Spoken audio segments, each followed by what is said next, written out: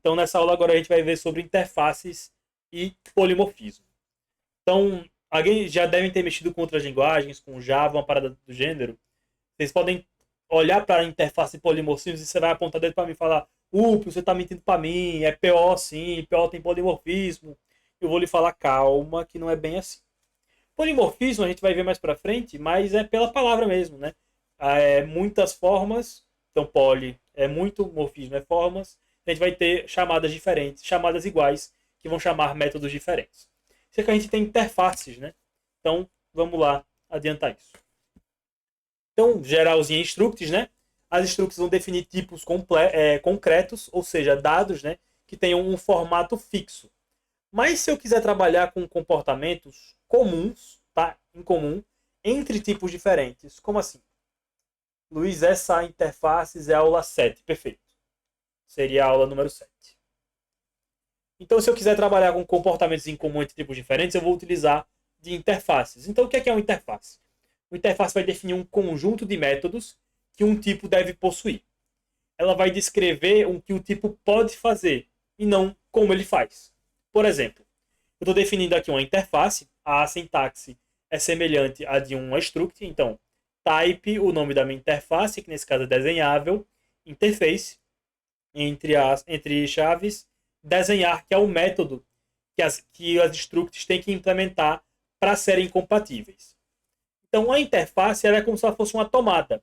Ela vai definir o formato, mas qualquer aparelho que for compatível àquela interface, ela vai poder se conectar a essa tomada. Em Go, né, a implementação de interfaces ela é implícita. A gente não usa palavras-chave como implements ou extends que tem no Java.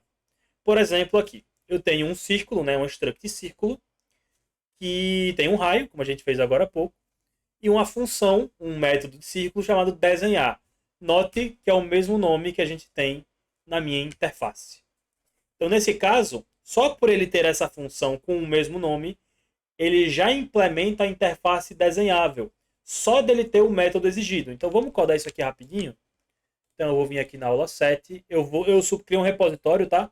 No GitHub. Eu estou só atualizando os códigos anteriores para subir para vocês terem os códigos fontes de todas as aulas, tá? Então, code aula 7. Pra gente ficar aqui organizadinho. Ó. O mod init stack. E vou criar o main.go. Package main. Círculo. Aí o float 64. Fazer aquela função. Primeiramente eu vou definir a interface. E como eu tenho o TIS para fazer struct, eu tenho o TYI para fazer a interface e aqui um para função, só que aí esse de função é mais para frente, tá? Então, type é desenhável interface e vai ter um método desenhar que não retorna nada para mim, tá? Então, tudo que existe, todas as structs que a gente criar que tenham um método desenhar, elas já podem ser acopladas, na realidade elas já são automaticamente acopladas na minha interface de desenhável. Então eu vou só criar aqui um método, tá? Então, func c círculo desenhar, o nome da minha função, tá? E aí eu vou colocar, né? Aqui eu coloco só um print, não é isso? Desenhando o círculo com o raio, né? Então, mt println desenhando o círculo com o raio c.raio, tá? Só para a gente adiantar aqui. Então, o círculo ele já está implementando a interface desenhável. Por que é interessante que a gente tenha esse tipo de coisa organizado em interfaces? Porque a gente pode usar ela dessa maneira. A gente pode criar funções que, em vez de aceitar tipos específicos, aceitem uma interface. Então é como se uma mesma função, com um único argumento, possa aceitar diversos tipos, desde que eles respeitem aquela interface. Então, por exemplo, eu tenho uma função, mostrar desenho, que vai executar a interface, né, o método desenhar dela. Então percebe que em momento nenhum, aqui na minha função, eu estou falando de círculo. Estou recebendo uma variável d, que respeita da interface desenhável e estou chamando o método desenhar dela. Então eu defino aqui, eu posso mandar um círculo, mas se eu criar aqui um tipo retângulo que tem altura float 64 e largura float 64, e ele vai ter a mesma coisa, com que retângulo, desenhar, desenhando o retângulo com as medidas, chama aqui de R, R ponto altura e R ponto largura. Então ambos agora eles respeitam a interface, tá? Eu acho que se eu deixar o mouse aqui ele não fala, né? Não, ele não fala, mas tudo bem. Então se eu fizer aqui uma função, vou fazer aquela função func mostrar desenho, vai receber um desenhável D, olha que até o íconezinho daqui é diferente, tá? Um desenhável D, ele vai fazer D.desenhar, vai chamar o método daquela situação. Então eu posso criar um círculo aqui, círculo raio 5 e um retângulo aqui, retângulo com altura 5 e largura 10. Então criei aqui as variáveis, né? E aí eu posso verificar aqui e fazer mostrar desenho tanto de círculo, quanto mostrar desenho, vou botar esse retângulo com R minúsculo, quanto do retângulo. Então olha só, a mesma função está recebendo argumentos diferentes de tipos diferentes. Por quê? Porque a minha função não está recebendo círculo, ela não recebe retângulo, ela está recebendo uma interface. Ela vai receber todo mundo que respeitar a interface desenhável, ou seja, que tenha um método desenhar. Então aqui eu posso utilizar dessa maneira. Tanto que se eu imprimir aqui, o run ponto, olha só, desenhando o círculo com raio 5, desenhando o retângulo com as medidas. Então aqui é uma maneira que a gente tem de uso de interface mesmo, tá? Onde eu posso ter, com essa situação, uma função que recebe, em vez de receber um tipo específico, como a gente estava fazendo até agora há pouco, né? Recebe um struct, recebe um string.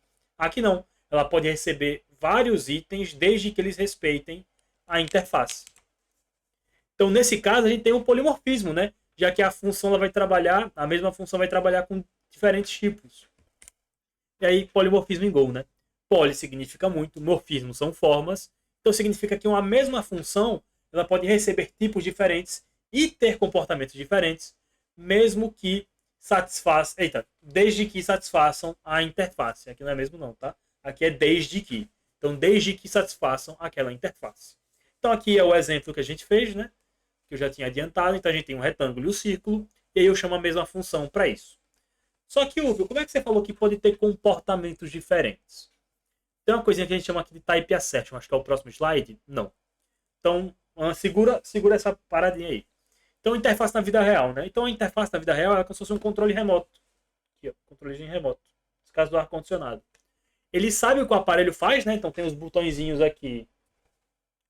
Ligar, modo, aumenta, diminui, os tipos aqui, tudo mais bonitinhos. Né? Então, velocidade, modo gelar, turbo, palheta, etc. Ele sabe o que o aparelho pode fazer, né?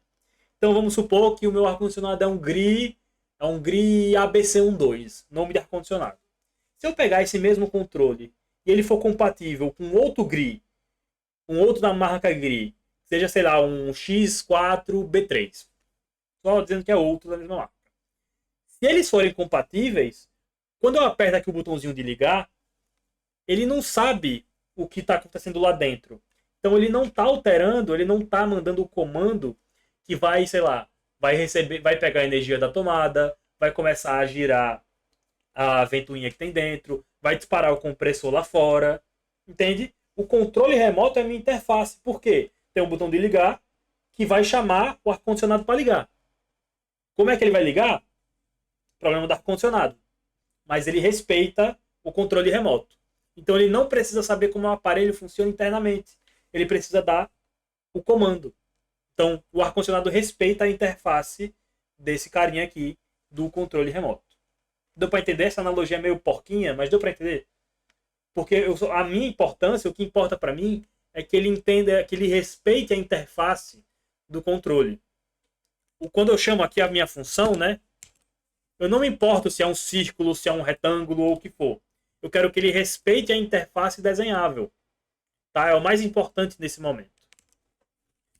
E aí a gente também tem o caso de interface vazia, que é um probleminha. A gente vai usar isso aqui muito pouco, mas a interface vazia não define nenhum método. Então qualquer valor em Go implementa essa interface. Então é como se eu tivesse um print. Então é isso, povo. Valeu, obrigadão.